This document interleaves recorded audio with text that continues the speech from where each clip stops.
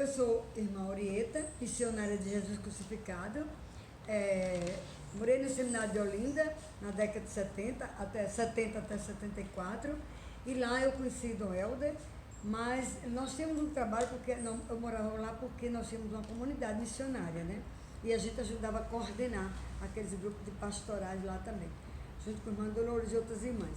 Então, mas eu me sentia assim, fora de uma realidade que eu sonhava, que era morar exatamente no meu povo, integrada, não tivesse uma favela.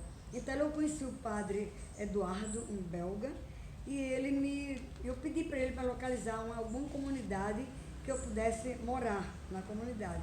Ele me indicou uma de Brasília Teimosa e Nova Descoberta. E quando eu soube que a minha geral vinha, a primeira vez que eu conheci a geral também, vinha aqui a Recife visitar as comunidades, então eu marquei com ela para a gente conversar. Quando eu disse meus sonhos, as minhas propostas, ela ficou indignada e disse que não era possível, porque nós não tínhamos naquela época comunidade nas periferias. Então eu falei que eu ia morar com outras congregações, que eram irmãs que viviam com o povo, era congregação, 3 congregações, e uma belga, uma islandesa, e uma americana e uma brasileira. E era intercongregacional. Então ela disse, não é possível.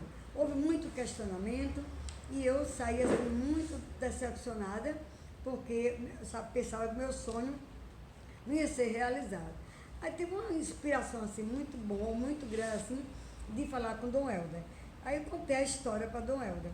Dom Helder era aquele irmão querido, amigo, que escutava as pessoas, que a gente se conhecia já do seminário, e eu pensava que ele não ia nem dar importância ao que eu estava falando. Mas Dom Helder disse, não se preocupe, você permanece lá, eu vou mandar chamar a sua geral para falar com ela. Quando ele chamou a geral, como estava em passagem, ela foi para São Paulo e convidou a irmã provincial, que era a irmã Zé de João Lopes. E ela foi muito gentil. Ela, claro que ela tinha que segurar aquela proposta da geral, que não era permitido eu morar numa congregação com outras congregações, embora Puebla, Medellín, depois aprovou essas congregações, comunidades intercongregacionais. E eu fui para falar com o Dom Helder, esperei, depois a provincial foi falar com o Dom Helder, e quando esteve com o Dom Helder, disse, não, eu quero fazer um apelo, um pedido à senhora. Não interrompa os sonhos da irmã Orieta, porque o que está acontecendo nela é a ação do Espírito Santo. Então, ela não pôde dizer mais nada, mandou me chamar e disse que eu poderia ir, não nem permitiu assim logo, deixou. E o padre, como eu tinha falado com as irmãs lá em Brasília Teimosa, eu conheci no outro dia foi embora para lá. No caso, o padre Eduardo Ronert? Sim, exatamente, que era professor do ITER, belga. Então, quando eu fui para Brasília Teimosa, foi um acolhimento assim, muito bom também dos padres Oblato de Maria Imaculada, principalmente padre Jaime, padre Roberto, padre Tony. Foram assim, muitos irmãos e me receberam. As irmãs eram Margarete, irmã Maria e Josefina Colles. E foi assim, um tempo assim, de muito sacrifício, mas de uma experiência assim, excelente. E nós começamos a nossa vida comunitária com apoio, mas uma ajudava distribuindo uma sopa, trabalhava na farmácia, a outra estudava inglês e a outra trabalhava no Jordão. E eu sem nada, então fui convidada para fazer um contrato no Estado para ensinar educação religiosa. Eu apanhava 8 ônibus por dia, eu ensinava em Campina do Barreto, lá em Beberibe, até no sábado, apanhava um ônibus lá no Rio Branco, naquela época, Brasília Teimosa, e começamos a luta. A luta foi muito grande, mas a minha preocupação era como é que eu vou conviver. Eu não tinha condições, a situação muito difícil, porque sem apoio da congregação e com que eu podia contar.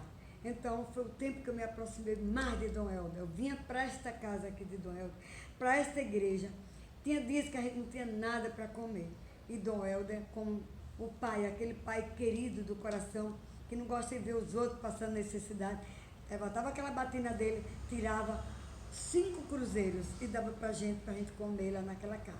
Isso foi uma coisa assim que me marcou profundamente e a luta continuou. Nós tivemos um sucesso muito grande para Brasília Teimosa, porque naquela época a gente não tinha água, a gente não tinha quase energia, o povo muito sofrido, era uma favela pesada. Brasília Teimosa era excluída de tudo e de todos. E Dom Helder visitava a gente. Ele com aquela batina creme lá, levantava a batina, com lama na frente da casa, visitava a gente. Isso pra gente era o melhor presente que a gente sentia. E mais ainda para mim, porque a gente tinha a alegria, a minha alegria, o meu conforto, é que eu sabia que eu não estava sozinha. Eu podia contar com o apoio de Dom Helder. E como era o período da ditadura, a gente ficava muito, se sentia assim, muito insegura. A luta do ônibus, nós fomos todos intimados para a delegacia de Boa Viagem, com o apoio dos padres. Só que a gente não podia nem convidar a comunidade, porque 4 pessoas que ficavam em cada esquina, já era mais de 4 pessoas, já era uma concentração. E nós fomos intimados. Então, quando chegou lá na delegacia, o delegado dizia, quem é freira aqui de vocês? Então, a outra irlandesa levantava o braço e baixava, sou eu, ficou com minha ficha. A gente já ficou muito segura, porque ele queria intimidar a gente. E o presidente do Conselho de Moradores, aí dizia, vocês sabem que eu posso enquadrar vocês na Lei de Segurança Nacional, porque vocês escreveram os cartazes com pincel vermelho, que é coisa de Miguel Arraes, da época de Miguel Arraes. Então foi muita insegurança, muita tortura, muita luta, mas depois com muita conquista, né? E a maior conquista que eu vejo assim, era a união do povo. Nós tínhamos representantes de cada rua que ficava com a gente. A gente se reunia uma vez cada mês. E o apoio da Igreja Católica, que dava com reuniões nas assembleias, foi muito forte, muito forte.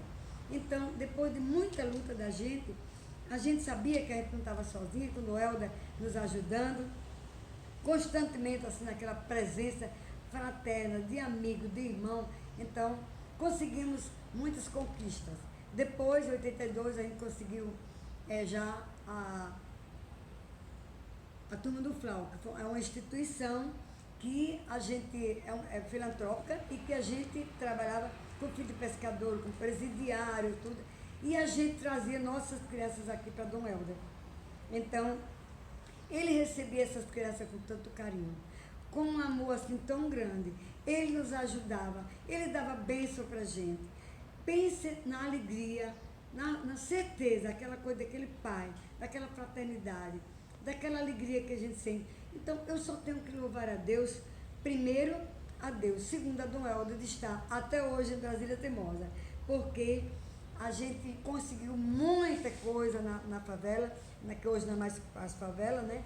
Muita conquista, e que a gente sabe que muitos projetos foram feitos também na Ilha de Deus, que trabalhou 15 anos lá, que era a Ilha Sem Deus, que depois passou a Ilha de Deus, porque foi muito apoio também de Dom Helder, que nos ajudou profundamente. E a gente sabe que Dom Helder foi aquele pastor.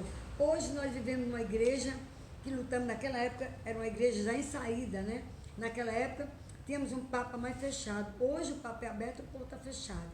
Então, hoje a gente agradece esse testemunho de Dom Helder, essa certeza de que ele está no céu e está intercedendo por nós. E muito importante lembrar, um pensamento que Dom Helder dizia, não deixe morrer o profetismo. Isso era muito importante para mim, esse legado, essa coisa, eu tenho que levar até a eternidade, porque isso para mim marcou profundamente, e a gente tem que ser profeta, profeta como Dom Helder, que nunca teve medo do futuro. Vamos para frente, porque a gente está com Deus, a gente está com poder, está com o povo, tanto com o povo está com poder.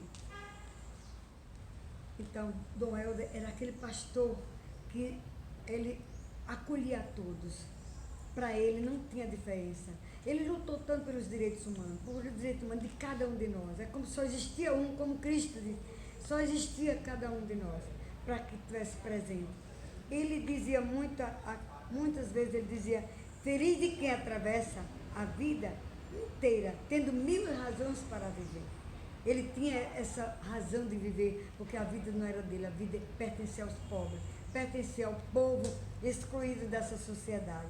A fome, outro pensamento dele que marcou assim profundamente, a fome dos outros condena a civilização dos que não têm fome.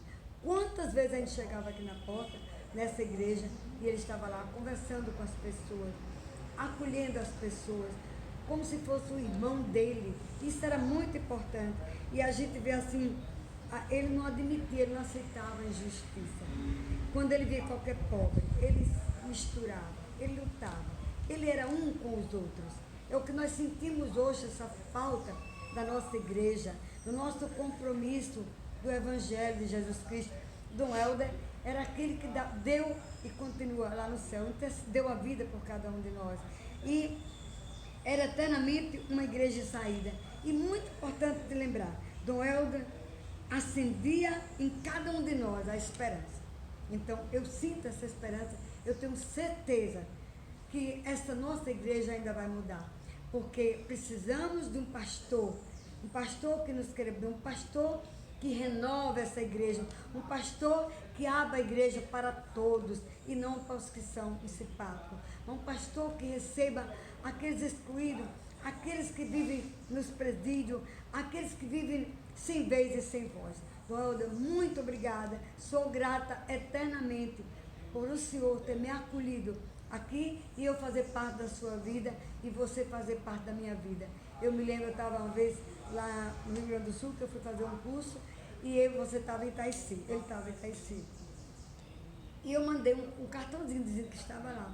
Ele me fez uma carta, infelizmente, acho que eu não sei onde coloquei essa carta.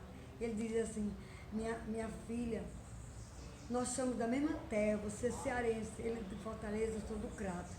E a gente, vamos estreitar nossos laços de amizade. Isso é uma coisa que marcou profundamente.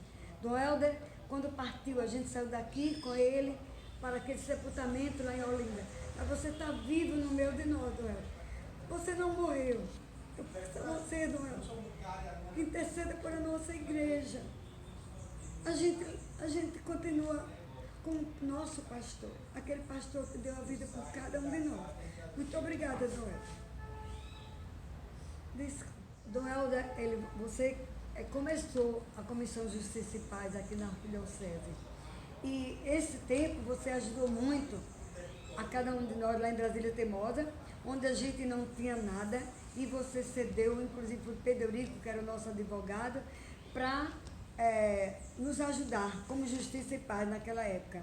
Hoje foi reconstruída, reformada a igreja, a Justiça e Paz, e que nós estamos exatamente tentando fazer o que você implantou na diocese, que você deu a força para nós.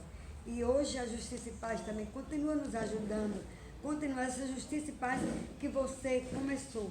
Então, mais uma vez, agradeço de coração e sou muito feliz de fazer parte da sua história, que você lá do céu interceda por nós, para que haja outros Helder aqui, que você plantou essa semente e essa semente precisa germinar. Então, muito obrigada mais uma vez e Dom Helder, você está vivo em cada um de nós.